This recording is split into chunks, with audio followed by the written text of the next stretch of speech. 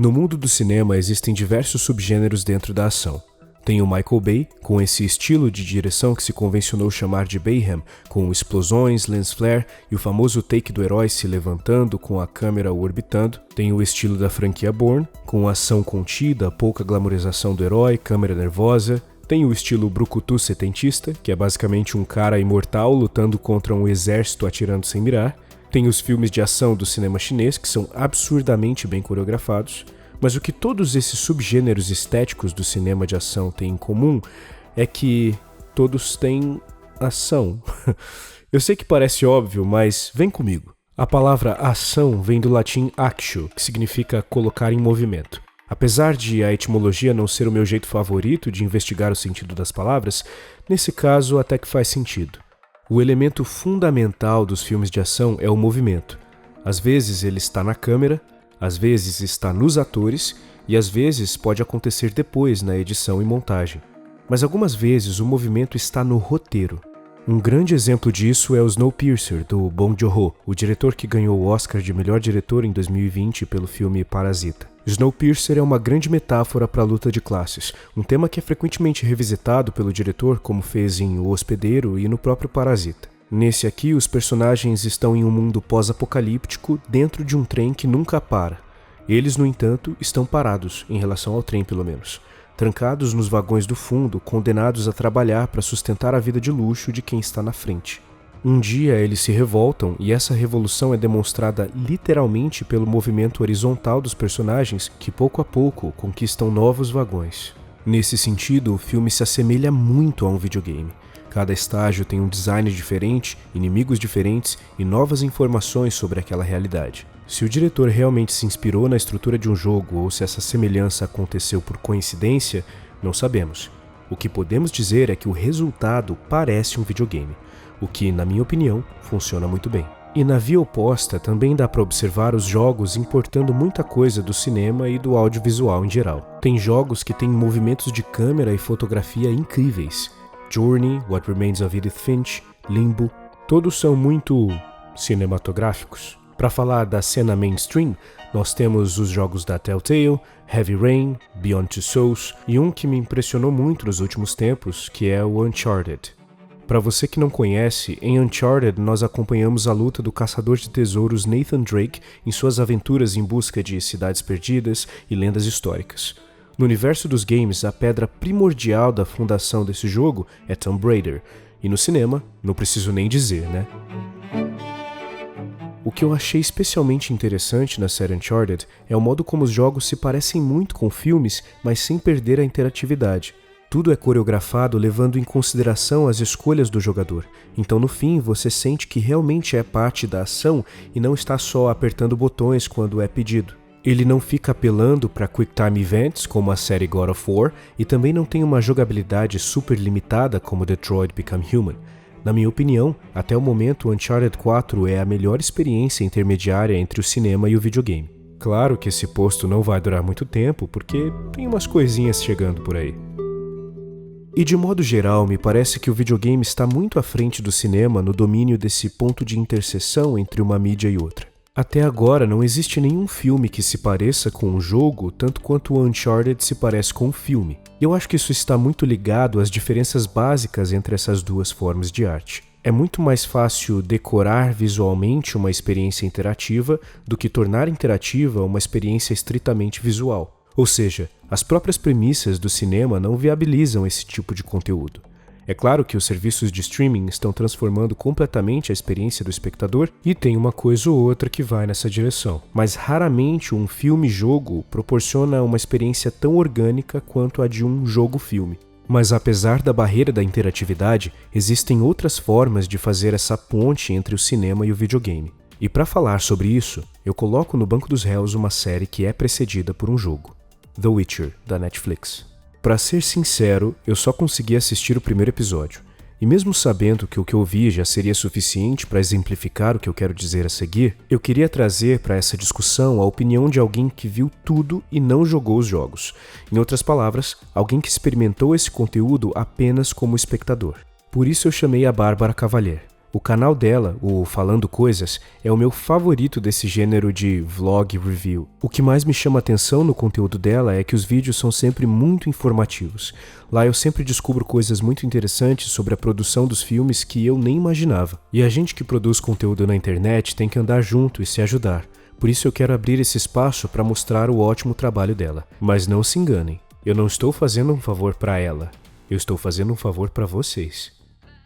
Witcher, série da Netflix, agora lançou 20 de dezembro e pra calar todo mundo, mesmo lançando assim no 45 do segundo tempo do ano, a série ainda assim fez a lista de top 10 conteúdos mais vistos do Netflix de 2019. A segunda temporada foi confirmada um mês antes do lançamento da primeira temporada, então assim, eu já tava a fim de ver Witcher, eu tinha escutado muito falar, tipo, eu sabia que era inspirado num jogo, que ele existia, mas não sabia que já tinha 3 volumes.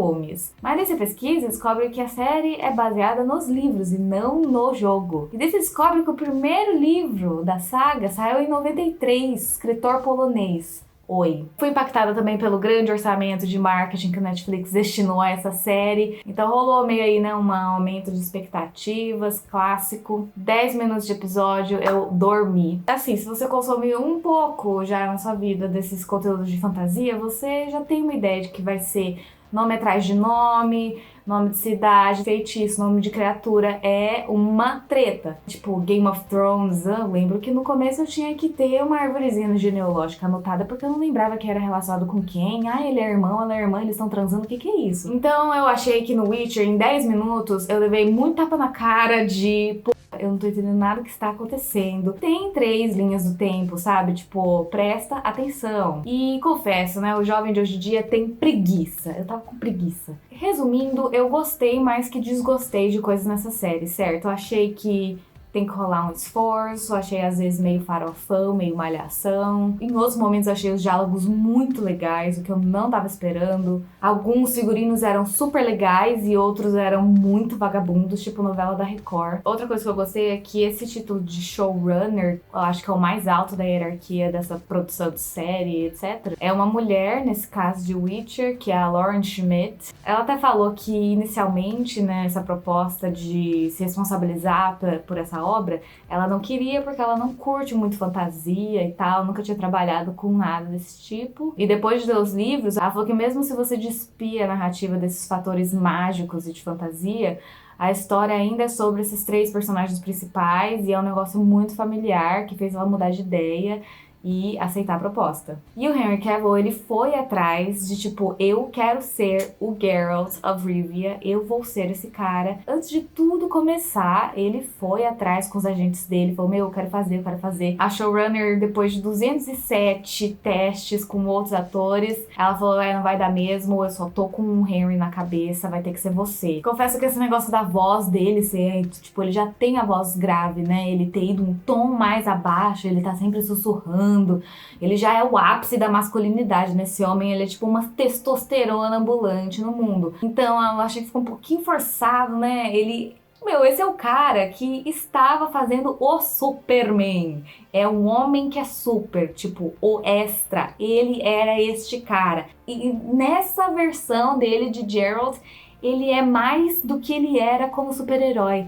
Ele malhou mais, tipo, esse é o final form dele. E daí colocam ele numa banheira, tá bom? Tá bom. Um momento desses em que eu virei assim a chave e pensei, eu preciso terminar de ver essa série o quanto antes, foram as cenas de luta impecáveis. Parece uma dança. É sensacional, ele não usou dublê pra nada. Então ele falou nas entrevistas que tinha tipo 3 espadas em casa, 4 no trabalho. Ele ficava andando com a espada todo dia pra se acostumar com peso e tal.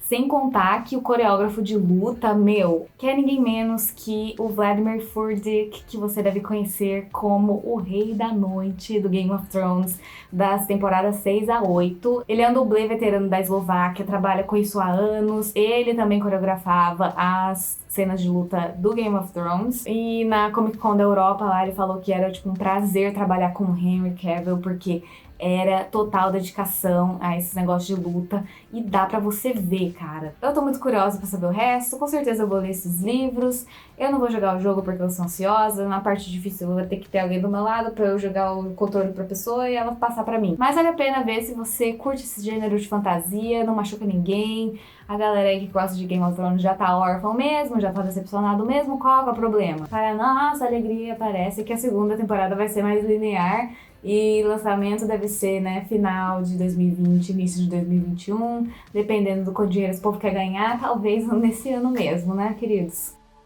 Como ela disse, o enredo da série segue os livros e não os jogos.